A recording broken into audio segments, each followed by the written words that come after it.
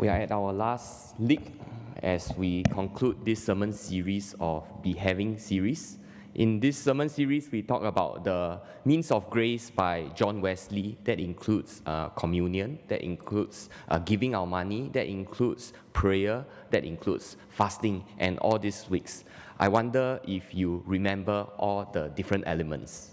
But if you don't remember, it's okay. Okay, let us get ourselves accustomed to the tempo that the church is practicing, and also to know what John Wesley advocated during his days. Now let's take a look at the slide. So Jesus, during his time, liked to speak in parables. He speak in parables because parables are close to the hearts of his listeners, and hence, first slide. Yes, hence, we need to interpret and understand parables in light of Jesus' days. And to understand Jesus' parables, we need to, at the 21st century, paraphrase Jesus' parables so that the people of this time can understand.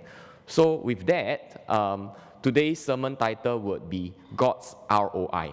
Now, if you have done some form of investment, you will know what is the return on investment. Okay? So, while the parables today point to God-given talents, okay, there are different Bible versions talk about different wordings, right? Some talk about goals, bags of goals. Some talk about talents. So, since we are talking about gold and talents, okay, it used the imagery of all this to convey what they want to transmit across. Likewise, we as Christians, we acknowledge that God gives us a whole variety of talents. Okay, our talents may be leading worship, our talents may be prayer warrior, our talents may be playing the keyboard, our talents may be pastoral care, our talents may be preaching, and some of us, our talents can even be being rich. And it is in light of this, okay, this parable that we are going to read today, that we acknowledge that God gives us financial talents as well. So I'm going to focus the interpretation of this parable according to how it is worded, the mention of money, God's return on investment.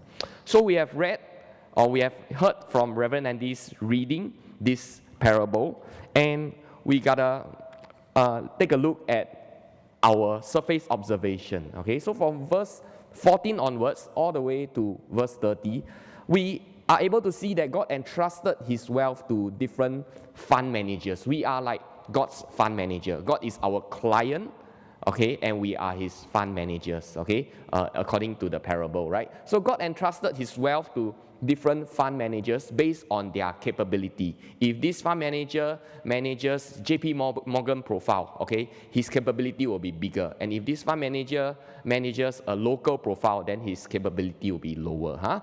And there are three different fund managers: high risk, and no risk. Okay, in the Greek text, there is a difference between the first fund manager and the second fund manager. The first fund manager is more active in investing the funds. Immediately when he received that 5 talents, he went to invest, and then he gained another 5 more. And the second fund manager wasn't as active, but then again, he invested the 2 talents of money, and he reaped another 2 bags more. But we are not going to talk about the difference between the first 2 fund managers today. We are just going to have a surface reading of all these things. So we see 3 different kinds of fund managers: high risk, and no risk.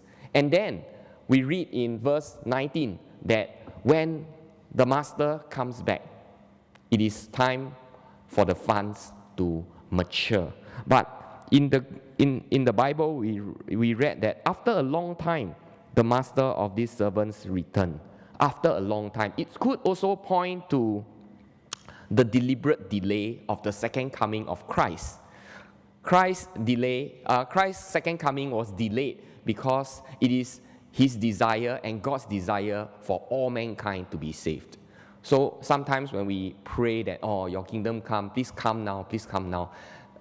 Jesus is not going to come because the gospel has not reached the end of the world as yet. So we as servants, we have a role to play so that we can present God our talents at the end of the day, right? Then subsequently, when the client or God comes back, the fund managers will need to report to the client, right? And good fund managers are given bigger portfolios, and they will share in the joy of their master or the clients.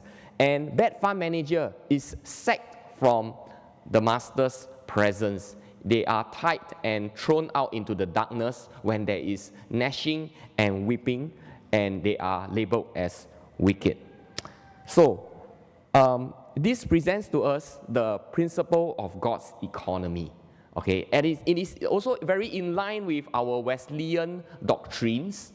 Okay, the bad fund manager, okay, because he did not invest well, he is thrown into the darkness. And what do this darkness symbolize?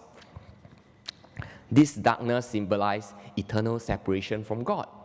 And this also sheds light to our understanding of our individual salvation. Okay, there's this saying, once saved, always saint. Always saved. Okay, this is from St. Andrew JC, right? Once a saint, always a saint. Once saved, always saved. So our Methodist understanding of this doctrine is not true. Okay, we can be fund managers, but if we do not produce good investments, okay, if we do not reap what God has given us with our given talents, then we will be labeled as wicked and we will be thrown out into the darkness. Which means to say, we as Christians today, we say that, oh God, we want to accept you as Lord and Savior in our lives. But when our lives do not reflect the attributes of a Christian, okay, we continue to live our life as if we are not Christians. At the end of the day, during Judgment Day, when the Master comes back, he may label us wicked and lazy servant. And then we will not get to enjoy God's happiness, which is to spend eternity with mankind. And we will not get to have more talents, and we will be thrown into the darkness. So yes, according to the Methodist understanding, we can lose our salvation. So once saved, always saved is not a guarantee. Once saved, always saved is not advocated by the Methodist Church. Okay, so this is from Jesus' parable. Let's move on to the next slide. So during Chinese New Year, I shared with you the mindset of poverty and the mindset of the rich. Remember, I mentioned that the poor people mindset at home, they will try to keep everything. Okay, they will have a drawer for plastic bags. They will have a drawer for paper bags. And they will have a drawer to keep things that are spoiled but can be reserved for future use. For example, the sucker of the tray that is used to keep the shampoo, right, in the bathroom fell off. Then the poor man's mindset will say that, okay, the sucker spoiled, never mind. The tray is still useful, so I keep this tray for future use. So this is the mindset of the poverty. And the mindset of the rich will immediately throw away things that are useless. As such, during Chinese New Year, when we go and visit, do our visitation, you step into a house of somebody who is considered rich, right? You will notice that this person seems to be poorer than we are, because what we have, they don't have. I have a drawer of paper bags, which will eventually spread to 2 drawers and even 3 drawers. But this rich person don't have. Okay, I seem to be richer than them. And today, I'm going to share with you the mindset of a poverty and the mindset of a rich pertaining to finances. Okay, I'm not going to ask you to raise your hand which one resonate with you, but this is what the poor people and the middle income people think. Okay, they will earn all you can. Yes, hallelujah. Okay, earn all you can. Save all you can. Okay, because the Chinese has a saying that you need to save for rainy days, 未雨绸缪, and spend when you cannot. Okay, what do I mean by this? What do I mean by this? We always hear about this, right? I want to retire early so that I can go to New Zealand with my wife. But when you retire, okay, maybe early is 5 years earlier, at the age of 60 or something like that, you realize that you'll be plagued with a lot of illnesses. Then you realize that you cannot climb the mountain that you aspire to climb at the age of 30 already. And also, the amount of money that you have in your bank account actually gets diverted to another source. And this source could be from the National Healthcare Group or NUH Group, right? You notice that, wow, you go overseas packed with a whole bag of pills, and whatever you wanted, you aspire to do at the age of 30, you cannot do already. You want to wake up in the morning watching the sun rise from the horizon, but you realize that you cannot climb the mountain anymore. So this is the mindset of the poor. Now, contrasting to this, the mindset of the rich: earn all you can, save all you can, and give all you can. This statement sounds very familiar, right? So this was actually advocated by John Wesley. So the contrast between the poor and the rich is such. The poor and the middle class, they work for money. Okay? And the rich actually have money working for them. Okay? The poor and the middle class work for money, and the rich have money working for them. Okay, God give us, all of us, intelligence, and intelligence solves problems and produce money. Okay, but money without financial intelligence is money soon gone. So the rich believes that you need to give before you receive, whereas the mindset of the poor believe that I need to receive before I can give. After all, if I don't have, how do I give you? Correct? If I don't have, how do I give you? But the rich believes that I need to give in order to attract more wealth. Okay? Is there a spiritual reason behind all these things? I believe there is. Okay? You need to give so that you will attract more wealth. It is because when we have a little bit and we start to give, okay, the mindset of the rich, they believe that the giving at this stage will impress. It is like sowing seeds of things that is soon to be reaped. Okay, it will impress the potential investors. So if one day this potential investor wants to have some business dealings or investments, he will think of the person who has given him all these things. Okay, so during every time when we want to renew contracts, right, you will find that our vendors will come with hampers lah, fruit basket lah, frozen coconut lah, whatever, and all these things, right? So that is the mindset of the rich. You need to give before your clients sign contract with you. You need to provide them with some carrot before they give you. Okay, so that is the contrast between the mindset of the poor and mindset of the rich. Does this have historical precedence? Actually, it does. John Wesley was the guy that advocated earn all you can, save all you can, and give all you can. But his understanding is give all you can to God's kingdom. Give all you can to God's kingdom. Do you know that John Wesley's philosophy actually saved England from moral decay and revolution by fostering personal faith, social holiness, and small group? Do you know that John Wesley, every week during his small group, he advocated for something called a penny a week? Okay?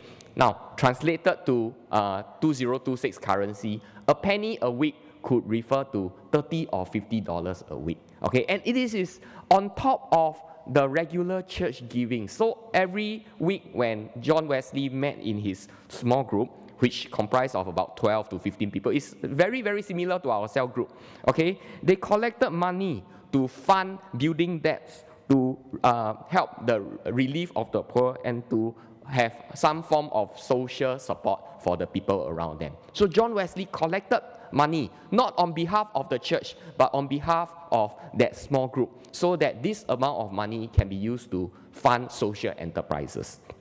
So John Wesley advocated earn all you can, save all you can, give all you can to God's kingdom. And this principle is true in the kingdom perspective and is also true in the secular perspective. Okay, think through what I advocated to you.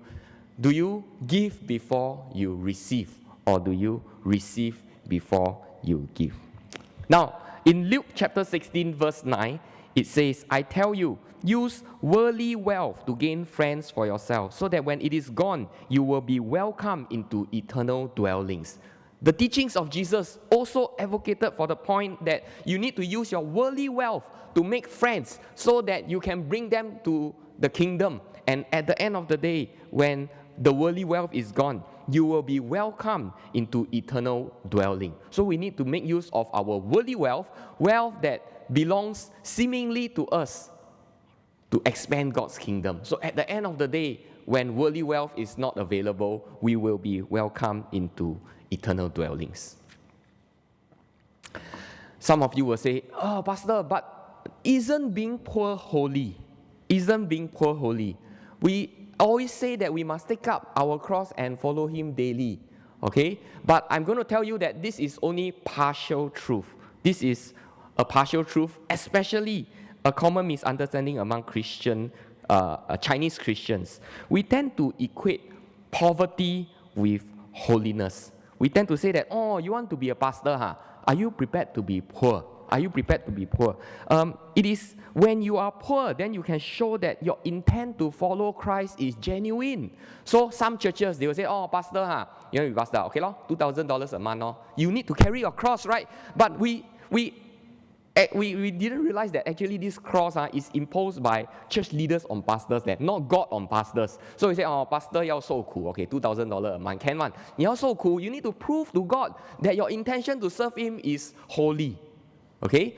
I'm sure a lot of us are smiling, maybe because we also have this mindset. Okay, being poor is holy. So the holiest person in the church should be the pastor. So the poorest person in the church should be the pastor. I contend that the opposite is equally true. Okay? It is when you are rich and you can continue to serve in church and you continue to give in church that you can show that your intent to follow Christ is genuine.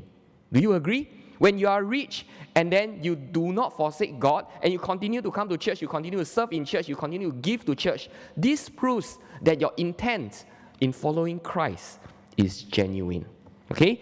Carrying our cross is a given, but if we have an opportunity to earn more based on our own talents, our own hard work, and we manage to get rich, it is God's gift to us. However, what we do with the money is what God is looking at. So we need to talk about our mission and our vision, right? We need to acknowledge that God gives different people different financial gifts. Some of us will receive 5 bags of talents. Some of us will receive 2 bags of talents. Some of us will receive 1 bag of talents. Okay, and this is the time in which we become imbalanced. We complain to God, "God, why do you give this person so much money? You know that I'm more talented than this person. Why do you give this person so much money?" Okay, we need to acknowledge that God has already taken into consideration our limitation and our foolishness and our stupidity when He allocates different amounts to different servants. Okay, not everyone is created equal. Okay, not everyone is created equal. You may be more handsome, but you don't know how to manage finances. So God give you 1 bag. You may be not very handsome, but you are a financial guru. So God give you 2 bags. You may be ugly. Not necessarily all who are financially savvy are ugly. Okay, this is just a comparison. Okay, you may be ugly. Okay, but you know how to manage well, very well. And God gives you 5 talents. Okay, so the handsome guy cannot say to God that, "Hey, you see, I'm so handsome. How come you never give me the talents that you give to this ugly guy?" Of course, the handsome guy will always see this person with 5 talents as uglier than him. This is jealousy. Okay? So we need to acknowledge that God has already factored in our foolishness when He decides how much to give to each of us. We need to also recognize that we can be rich and holy, but we also can be poor and grouchy. It does not mean that poverty will automatically make you holy, right? We need to acknowledge that our financial position is given by God. We are merely God's temporal fund manager. Who is our master? God. Who owns the money? God. Okay, so we are managing we are like stewards of what He has given us, and our financial position is given by God. Okay, we need to acknowledge that we are merely stewards. The wealth is not ours. Okay? Now, in case you have missed everything that I talked about today, this is what I want to impress upon you. Okay? God has given us talents. We ought to honor God with whatever He has bestowed upon us. Why? Because God is, at the end of the day, we need to report back to God. God can reward God can also punish. So what are you going to do with the talents that God has given you? At this point in time, I'm going to invite Kamphai to come on stage, or Reverend Andy to come on stage to talk on the second portion on money and wealth.